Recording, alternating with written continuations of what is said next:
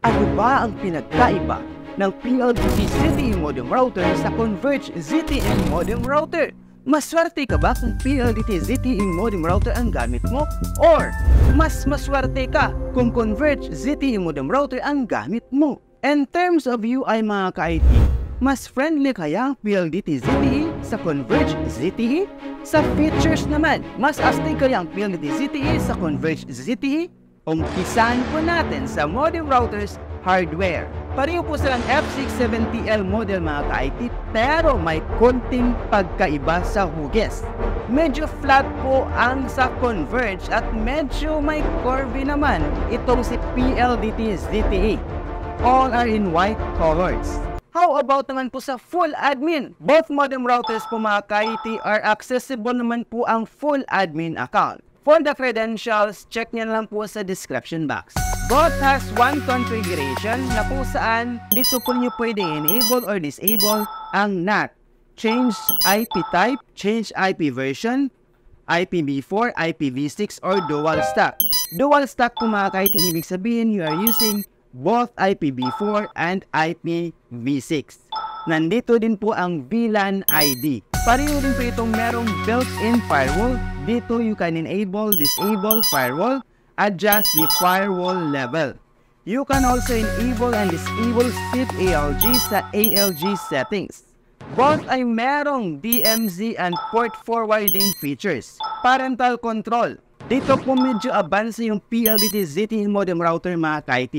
Dahil wala po ako nakitang parental control sa Converge ZTE modem router. Kung meron po kayo nakita, paki-comment na lang po sa comment section. O bump nyo na ang like button. Pareho din po silang merong DDNS. Ginagamit po natin ito mga ka-IT sa port forwarding, lalo na po kung dynamic ang ating public IP address.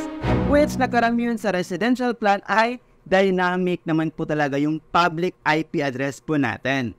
Same din po sila na merong port binding na kung saan dito mo may enable ang LAN ports and SSID for internet connection. Sa ibang modem router mga ka-IT, ito po ay makikita sa MAC filtering settings. But both PLDT and Converge ZTE has almost the same settings name. Yung isa is ACL or the Access Control List, at sa PLDT ZTE naman po ay Access Control Configuration. Dito nyo pwedeng i-blacklist or i-whitelist ang mga MAC addresses ng inyong wireless devices. Dito sa LAN settings, pwede nyo mapalitan ang IP ng ZTE router. Enable, disable DHCP server, input custom or open DNS. Enable and disable DHCP v6. Both have FTP, UPnP, DNS, DLNA, Samba, and DNS settings. So maganda mga ka-IT, mapagtuunan din po natin ito ng pansin. Ma-explain natin isa-isa sa mga future videos po natin. Kung USB printer naman po ang pag-uusapan, pareho po silang meron.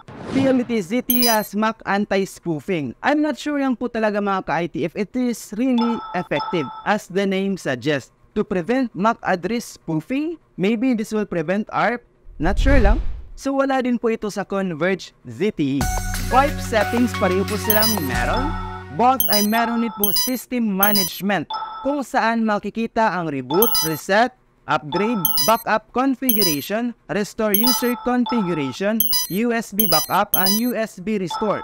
Pero sa mga bagong software version mga ka-IT sa PLDT ZTE, sa 11P2N2 and 11P2N3, parang tinanggal na po nila ito. Wala na pong upgrade option, backup configuration, restore user configuration, USB backup, and USB restore sa bagong software version.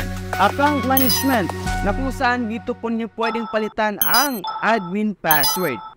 Diagnosis for basic troubleshooting. Paano naman po i-access ang full admin ng PLDT ZTE at ng Converge ZTE modem router?